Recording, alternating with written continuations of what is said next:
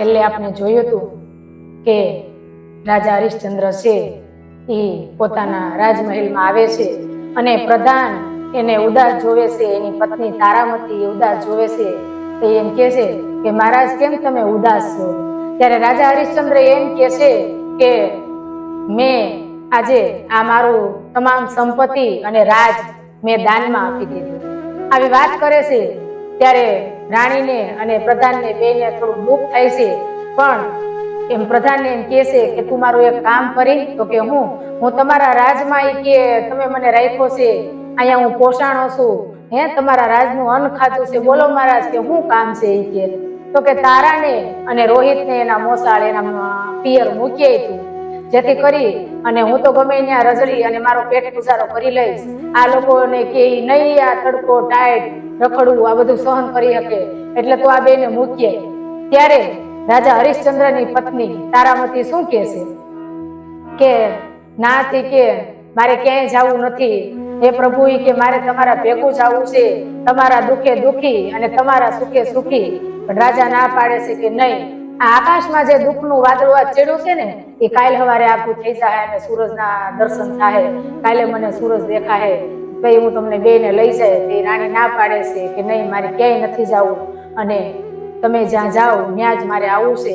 આ એની અર્ધાંગના એની પત્ની તારામતી આવી વાત કરે છે. ને બીજું ઈ એમ કહે છે કે અમથી આ રાજની ખટપટથી હું હવે તો કંટાળી છું, સારું થયું આ તમે બધું દાનમાં દઈ દીધું તે હવે આપણે સુખેથી શ્રી ગોપાળને ભજશું, કે ભલું થયું ભાંગી સંજાળ સુખેથી ભજશું શ્રી ગોપાળ. એમ કહી અને બે હાલતા થાય ત્યાં આવે છે વિશ્વામિત્ર ઋષિ અને એમ કહે છે કે રાજા મારું દાન ઈ કે આપી દે. એટલે એમ કહે છે આ રાજપાટ સંપત્તિ બધું તમારું છે. તો કે મેં તને બીજી વસ્તુ માંગી હતી 2.5 શેર 2.5 વાર સોનું, ઈ એટલે કે ઈ આપી દઉં, હમણાં એની વ્યવસ્થા કરી દઉં. અને ત્યારે રાજા હરિશ્ચંદ્ર એના પ્રધાનને એમ કહે છે કે પ્રધાન હજી એટલો શબ્દ બોલે ત્યાં ઋષિમુનિ એમ કહે છે કે ઈ પ્રધાને હવે તારા નથી, આ રાજે તારું નથી, સંપત્તિ તારી નથી, આ દાસે તારા નથી, અને તારે ક્યાંથી તું ક્યાંથી હવે 2.5 વાર સોનું લાવીશ? ત્યારે એમ કહે છે કે કાંઈ વાંધો નહીં, હું ગમે ત્યાંથી રજળી મજૂરી કરી અને તમારું 2.5 વાર સોનું હું તમને આપી દઈશ. અને ત્યારે ઈ અયોધ્યાના રાજમાંથી નીકળ્યા ત્રણેય, એક 3 ફૂલડા અયોધ્યાના રાજમાંથી નીકળે છે. અયોધ્યાના પાદર પૂગ્યા, આખી નગરીના માણસો પાછળ જાય છે, રોકકળ કરે છે, કારણ કે રાજા હરિશ્ચંદ્ર એ સત્યવાદી હતા, પ્રજાના સુખે સુખી ને પ્રજાને દુઃખે દુઃખી આવા એ મહારાજ હતા. ત્યારે બધાને સમજાવે છે કે કાલ સવારે હારું થઈ જશે, કાલ સવારે હું પાછો આવતો રહે એમ કહી અને નગરના માણસોને એમ કહે છે કે આ જે નવા રાજા આવ્યા છે, નવા રાજા બન્યા છે, એને તમે રાજ ચલાવવામાં ક્યાંય મુશ્કેલી પડે, ક્યાંય જરૂરિયાત પડે તો તમે એને મદદ કરજો. આમ કરી અને ત્રણે અયોધ્યાના પાદરમાંથી નીકળી ગયા અને ધીમે ધીમે હાલતા હાલતા કાશીનો માર્ગ પસંદ કરે છે અને કાશીના કેડે નીકળી પડ્યા. ત્યારે એ રસ્તામાં હજી કાશીથી 2 ગાવ દૂર હશે ત્યાં એનો પુત્ર નાનો જે રોહિત છે એ થાકી જાય છે.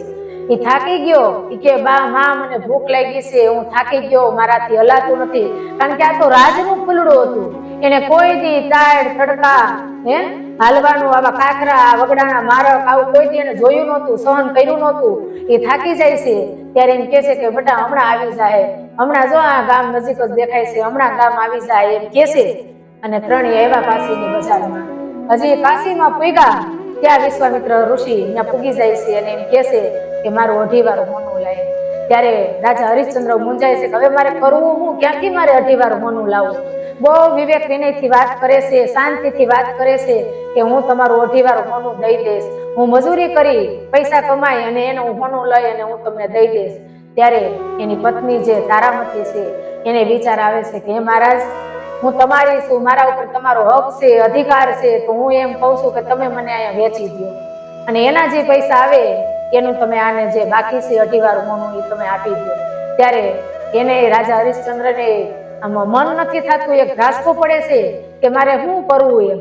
ત્યારે એ કાશીની બજારમાં હાથ પાડે છે કે અમારે અમારું જીવન વેચવું છે, લેવું છે કોઈને, એક સ્ત્રી વેચવી છે, એક નારી વેચવી છે, લેવી છે કોઈને. આવી કાશીની બજારમાં અયોધ્યાનો સમ્રાટ હાથ પાડે છે ત્યારે એક વૃદ્ધ વ્યક્તિને આવે છે અને એમ કહેશે કે હું છે મૂલ એમ, ત્યારે એમ કહેશે કે 2.5 વાર હોનું, કે 2.5 વાર હોનું ન આવે તો કે તો એ કે 1.5 વાર દઉં, ત્યારે એને એમ થાય છે કે 1.5 વાર તો 1.5 વાર. અને એ રાજા હરિશ્ચંદ્રની પત્ની તારામતી કાશીની બજારમાં વેચાણા, એ વૃદ્ધ માણસ એને લીધા અને એને 1.5 વાર હોનું આપ્યું.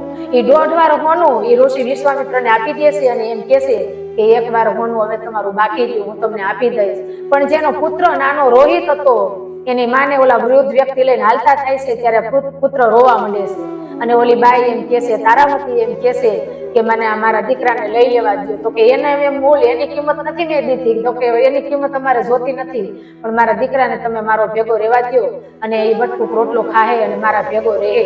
ત્યારે ઓલા કહેશે કે તું એની ભેગો રાખ તો તું પછી હરખું કામ ન કરીએ. એ કે ના ના, એ મારો છોકરો નહીં લડે અને એને ભેગો લેવા દો. ત્યારે તારામતી અને રોહિત વૃદ્ધ લઈ જાય છે એને, અને પાછો આ જે હરિશ્ચંદ્ર રાજા છે એ પાછો બીજો હાથ કરે છે કાશીની બજારમાં કે લેવો છે કોઈને દાસ, જોઈએ છે કોઈને મજૂર. આવો એને જયારે હાથ પડ્યો ને ત્યારે ચાંડાલ આવે છે અને ઈ પછી રાજા હરિશ્ચંદ્ર એ કાશીની બજારમાં હાથ મારે છે બીજો કે કોઈને લેવો છે દાસ, કોઈને જોઈએ છે મજૂર. એવો એ વિચાર કરો, એનું જીવન વેચે છે કાશીની બજારમાં. એવો હાથ માર્યો ત્યારે ચાંડાલ આવ્યો અને એમ કહેશે રાજાને કે હું કેટલામાં કે તમારે મારો દાસ થવું છે. ત્યારે એમ કહેશે કે એક વાર હોનું. એટલે ચાંડાલ એમ કહેશે કાંઈ વાંધો નહીં, અને 1 વાર હોનું આપે છે. એ હોનું તો ઓલા જે ઋષિમુનિ છે એને આપી દેશે અને આવી રીતે એને પોતાનું રાજપાટ સંપત્તિ અને 2.5 વાર હોનું એને આપી દીધું. 2 માણા પોતે કાશીની બજારમાં વેચાઈ ગયા, એના જીવન વેચી નાખ્યા. અને ત્યારે એ રાજા હરિશ્ચંદ્ર છે એને કામ શું કરવાનું છે કે સ્મશાનની અંદર કોઈ રાજા રંગ ગરીબ કોઈ પણ માણસો આવે, એની જે સ્મશાન યાત્રા આવે અને એ જે મળતું હોય એના ઉપરથી એને ખાપણ લઈ લેવાનું, કપડું લઈ લેવાનું અને અગ્નિદાહ આપવા દેવાનો, પણ એક દાન લેવાનું. એટલું એને કામ કરવાનું છે. એટલું એને એના શેઠે એને કામ મૂક્યું કે તારે દરરોજ સ્મશાનની અંદર આ કામ કરવાનું છે. અને ત્યારે એ રાજા જે છે, જે હરિશ્ચંદ્ર છે, એ સ્મશાનની અંદર આ કામ કરે છે. અને પછી ઘણો સમય થયો ત્યારે એક દિવસ અષાઢ મહિનાની મેઘલી રાત જઈ છે અને એવી કાળા ડિંબાગ વાદળા ચડ્યા છે, ઘોર અંધારી રાત છે. અને એવા સમયે કોઈ એક સ્ત્રી, એક અબળા પોતાના હાથમાં પોતાના દીકરાની લાશ લઈને આવે છે સ્મશાનની અંદર. લાશ લઈને આવી અને એમ કહેશે કે મારે મારા દીકરાને અગ્નિદાહ આપવો છે એમ કહી અને એ જયારે એને આવે છે સ્મશાનની અંદર, ત્યારે એ જે રાજા હરિશ્ચંદ્ર છે, જે એની મજૂરી કરે છે, એનું કામ કરે છે ચાંડાલનું, અને એની ત્યાં નોકરી કરે છે, એ એમ કહેશે કે આની માથે ખાપણ નથી. ત્યારે એમ કહેશે કે હું ખાપણ ક્યાંથી કાઢું, આ આપણો રોહિત છે મહારાજ, કે આપણો રોહિત છે. ત્યારે એમ કહેશે કે તો હું ખાપણ ક્યાંથી કાઢું, મારી પાસે ખાપણ નથી. થોડાક ટીટિયા તણખલા વીણી અને સ્મશાનમાં આવી છે, પણ એ ના પાડે છે કે નહીં, કે હું નહીં બાળવા દઉં કે તારા દીકરાને, આપણા રોહિતને, કારણ કે હું અહીં નોકરી કરું છું, મારે મારા ધણીને, મારા શેઠને મારે હું જવાબ દેવો. એને કીધું છે કે કોઈ પણ લાશ આવે એના ઉપરથી કપડું લઈ લેવું અને દાણ આપે પછી જ તારે એ લાશને અગ્નિદાહ આપવા દેવો. પછી રાજા હોય, રંક હોય, તવંગર હોય, કોઈ પણ હોય, ગરીબ હોય, પણ તારે એમનો અગ્નિ નહીં આપવા દેવાનો. અને સતી કેમ ભૂલી જાવ છો, આપણે સત્યનો માર્ગ લીધો છે, કે તમે કેમ એમ ભૂલી જાવ છો કે આપણે સત્યના રસ્તે ચાલી છીએ, સત્યનો માર્ગ કેટલો કઠિન છે, એટલે હું તમને નહીં દેવા દઉં.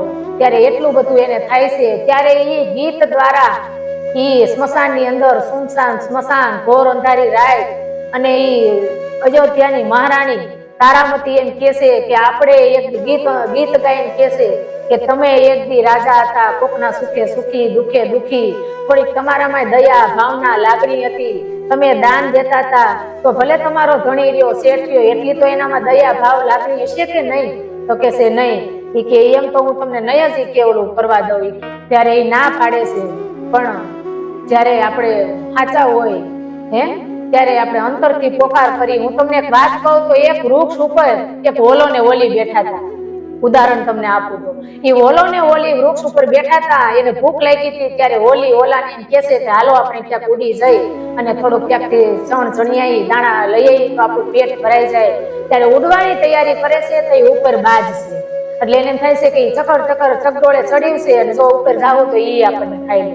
એટલે ઝાડવાના નીચે થઈને આપણે ઉડી જઈએ. નીચે જોયું તો એક શિકારી બેઠો ઊભો છે બાણ તાકી. એટલે બે બાજુ જોયું તો ઉપર એને મોત છે, નીચે એને મોત છે. ત્યારે ઈ આંખો બંધ કરી અને ઈશ્વરનું સ્મરણ કરે છે. પણ જો તમે સાચા ભાવથી, હૈયાના ભાવથી, સાચા અંતરનાથથી પ્રભુનો તમે પુકાર કરો ને તો એ સાંભળે. હૈયાના ભાવથી જો કરો હાકલો ઢીંગલો ચિત્રા તણો મંડે ધ્રુજવા. હૈયાનો ભાવ હોવો જોઈએ.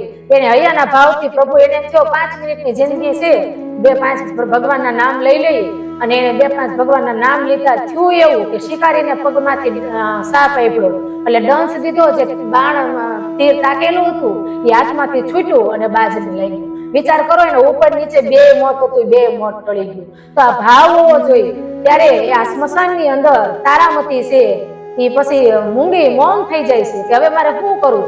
હાથમાં ખડક છે રાજા હરિશ્ચંદ્રના હાથમાં. અને ત્યારે એકવાર એમ કહે છે કે તે જે ઓઢણું ઓઢ્યું છે ને એનો કટકો કરી અને આને ખાપણ ઓઢાડી દે. ત્યારે પોતાના અંગેથી ઓઢણું ઉતારી 2 કટકા કરી અને લાશ ઢાંકી અને ચુંબીઓ લીધી 2-4. ત્યારે એની લાશને એને ઢાંકી દીધી. પણ હવે દાન એનું દેવું. ત્યારે ઈ કઈ બોલતા નથી, તારામતી નથી બોલતા. રાજા હરિશ્ચંદ્રના હાથમાં ખડક છે અને એમ કહે છે કે નહીં, તમારે દાણ તો આપવું જ જોઈએ. ત્યારે તારામતી આંખો બંધ કરી દે છે અને એમ કહે છે કે હવે મારે શું કરવું. અને એ પ્રભુને સ્મરણ કરે છે. મેં કીધું ને હમણાં, હૈયાના ભાવથી જો કરો હાકલો તો ઢીંગલો ચિત્રા તણો મંડે નાચવા. હૈયાનો ભાવ હતો, અંતરનો નાદ હતો, અંતરનો પુકાર હતો. અને ત્યારે એનું ઇન્દ્રાસન ઇન્દ્રનું ડોલવા માંડ્યું કે હવે કે પૂરું થઈ ગયું છે. કે ઇન્દ્રાસન ડોલવા માંડ્યું, બ્રહ્મા વિષ્ણુ મહેશ. અને ત્યારે અચાનક જ એ સ્મશાનની અંદર વિશ્વામિત્ર ઋષિ આવે છે અને એમ કહે છે કે વાહ હરિશ્ચંદ્ર, તારા સત્ય. મને એ કે ત્યાં આવ્યા હતા વશિષ્ઠ ઋષિ ત્યારે કહેતા હતા કે આજે આ યુગમાં પણ સત્યવાદી માણસો છે, તું જીતી ગયો, તારું સત્ય જોઈ લીધું, તારા સત્યના પારખા થઈ ગયા, અમને માફ કરી દે. અને ત્યારે એ પુત્ર રોહિતને સજીવન કરે છે અને ત્રણેય વિશ્વામિત્રને પગે લાગે છે.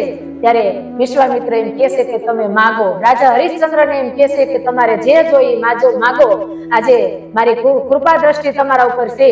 ત્યારે રાજા હરિશ્ચંદ્ર એમ કહે છે મારે કાંઈ માગવું નથી, પણ આગળ હળાહળ કળિયુગ આયલો આવે છે, અમારા પારખા કર્યા, અમારી કસોટી કરી, સતની કસોટી કરી. આવી કસોટી તમે કોઈની કરતા નહીં. માણસો હિંમત હારી જાય, માણસો સહન નહીં કરી શકે. બસ આટલું જ મારે તમારી પાસે માગવું છે. આમ આ વાત હતી રાજા હરિશ્ચંદ્રની કે સત્ય માટે થઈ અને એને કેટલું અયોધ્યાનો સમ્રાટ એને સત્ય ઠેઠ લગીને સત્ય છોડ્યું જ નહીં. સત્ય માટેથી એને કેટલું સહન કરવું પડ્યું. પણ એની હારે અખિલ બ્રહ્માંડનો માલિક હતો. સત્યની હારે ભગવાન હોય છે. મેં તમને આગળ કીધું હતું ને કે સત્ય હોય સત્ય જ હોય છે. એને ભગવાનની કાયમ માટે એની કૃપા એની માથે રહેશે. પણ એને જે કસોટી હોય છે એ કસોટી તો પાર કરવાની જ હોય છે. અને હંમેશા તમે જોવો અત્યારે પણ કે જે માણસ સત્ય હોય છે ને એની જ માથે કસોટીઓ ભગવાનની હોય છે. આમ આ વાત હતી રાજા હરિશ્ચંદ્રની, તારામતીની. મેં તમને પહેલા પણ ભાગ 1માં રાજા હરિશ્ચંદ્ર અને તારામતીની વાત કરી. આ ભાગ 2 છે. તમે મારા વિડીયો ગમતા હોય તો લાઈક, શેર, સબસ્ક્રાઇબ કરજો અને કોમેન્ટ લખજો.